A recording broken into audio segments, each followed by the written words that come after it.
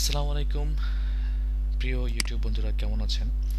নিশ্চয়ই ভালো আছেন আল্লাহর রহমতে, আশা করি। আজকের ভিডিও টিউটোরিয়ালে আমরা শিখব কিভাবে গ্লোবাল এবং লোকাল ভেরিয়েবল ডিক্লেয়ার করতে হয়। তো আমাদের আজকের কমেন্টস আমরা লিখে নিই গ্লোবাল অ্যান্ড লোকাল ভেরিয়েবল। প্রথমে আমরা এখানে একটা ভেরিয়েবল কল করি, যেটাকে দিলাম ভেরিয়েবল গ্লোবাল ইকুয়াল 5। এখন আমরা এখানে একটা ফাংশন নিলাম, ফাংশন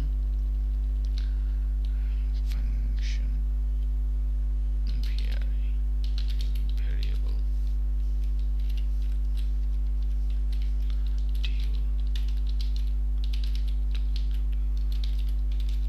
রাইট। এখন আমি এখানে প্রিন্ট করব কাকে? Jello global. আবার এখানে আমি লিখলাম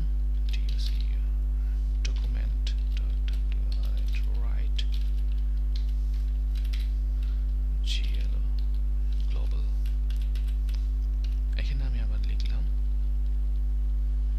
bri variable। তাহলে এখানে আমি একটা লিখি outside of function, outside of function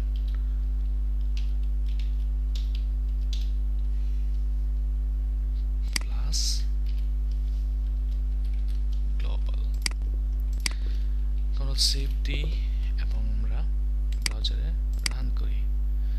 দেখুন আউটসাইড অফ ফাংশন 55 দেখাচ্ছে, কিন্তু অ্যাকচুয়ালি 55 না, তার কারণ হচ্ছে এইটা এবং এটা মিলে দুইটা একসাথে দেখাচ্ছে। আমরা এখানে একটা ব্রেক ট্যাগ ইউজ করি, প্লাস দিতে হবে এখানে এবং এটাকে কমেন্টসের পরে ভিতরে লিখতে হবে।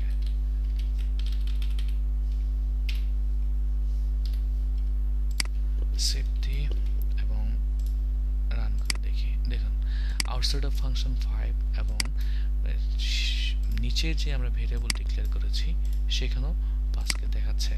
অর্থাৎ আমি এই গ্লোবাল ভেরিয়েবলটাকে ফাংশনের ভিতরে ইউজ করতে পারছি এবং ফাংশনের বাইরেও ব্যবহার করতে পারতেছি।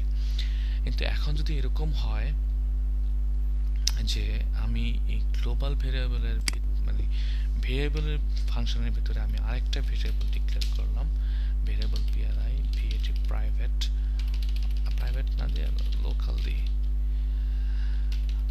লোকাল ইকুয়াল দিলাম হচ্ছে 10।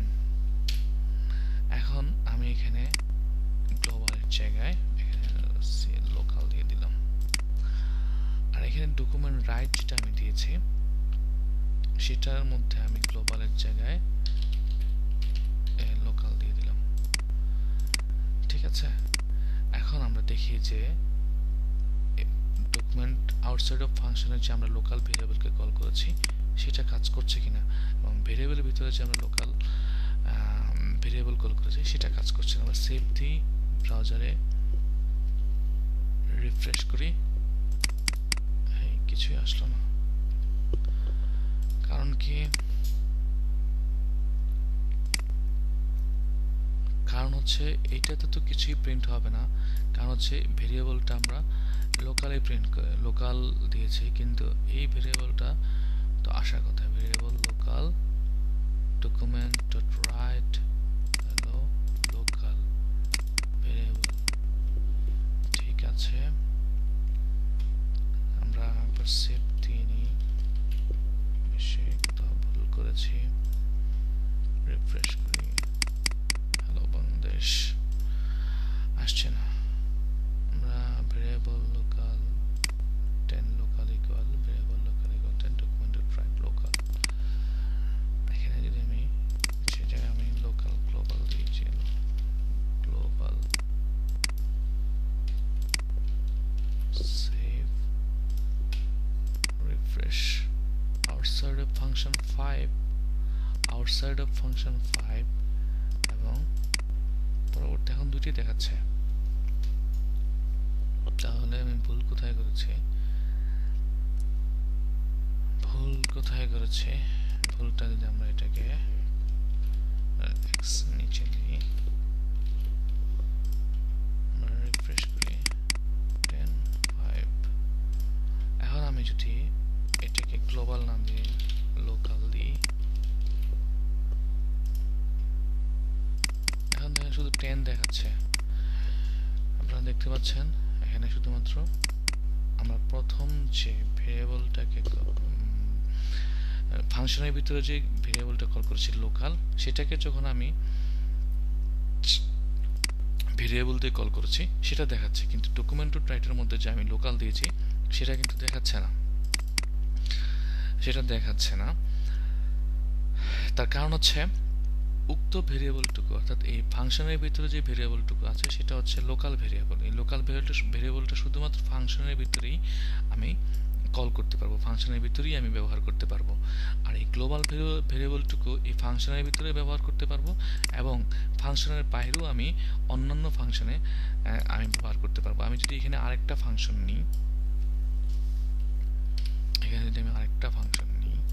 Control C control V, function variable, এটাকে দিলাম সেকেন্ড। এখন এই ভেরিয়েবলটাকে আমি ডিক্লেয়ার করলাম না, এখানে আমি দিলাম গ্লোবাল, সেভ। এখানে আমি একটা স্ট্রিং এড করে দিই যাতে করে আমরা বুঝতে পারি second function প্লাস সেভ।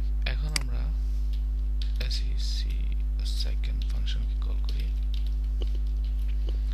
এখন আমরা ব্রাউজারে গিয়ে রিফ্রেশ করি, দেখুন 10 second function 5, 10 second function 5। এটা কেন আসছে? 10 হচ্ছে লোকাল ভেরিয়েবল, এটা প্রিন্ট হয়েছে, ভেরিয়েবল ফাংশনটাকে প্রিন্ট হয়েছে। এবং আমি যখন দ্বিতীয় ফাংশনে আবার গ্লোবাল ভেরিয়েবলকে কল করেছি এবং সেকেন্ড ফাংশনকে এখানে কল করেছি, তখন এখানে প্রিন্ট হচ্ছে গ্লোবাল ভেরিয়েবলের মানটুকু। দ্যাট মিনস আমি গ্লোবাল ভেরিয়েবল যে কোনো ফাংশন থেকে অথবা উক্ত স্ক্রিপ্টের যে কোনো জায়গায় আমি ব্যবহার করতে পারবো, কিন্তু যদি ফাংশনের ভিতরে কোনো ভেরিয়েবল কল করে থাকি সেটা শুধুমাত্র মুক্ত ফাংশনের ভিতরেই আমি ব্যবহার করতে পারবো। তো আশা করি বন্ধুরা আপনাদের উক্ত বিষয়টুকু ক্লিয়ার হয়েছে, উক্ত বিষয়টুকু আপনাদের পরিষ্কার হয়েছে। পরবর্তী ভিডিও টিউটোরিয়ালে আমরা শিখব অ্যাসাইনমেন্ট অপারেটরের কিভাবে ডিক্লেয়ার করতে হয় সেটা আমরা দেখব। সেই পর্যন্ত ভালো থাকুন, সুস্থ থাকুন। আমাদের ইউটিউবে সাবস্ক্রাইব করুন, আমাদের ফেসবুকে লগ ইন করে ফেসবুক থেকেও আপনি ভিডিওগুলো দেখতে পারবেন। এছাড়াও আমাদের নিচে যে ব্লগস্পটের লিঙ্ক দেওয়া থাকবে, সেখান থেকে আপনি সোর্স কোডগুলো নামিয়ে প্র্যাকটিস করতে পারবেন। সেই পর্যন্ত ভালো থাকুন, সুস্থ থাকুন। আল্লাহ হাফেজ।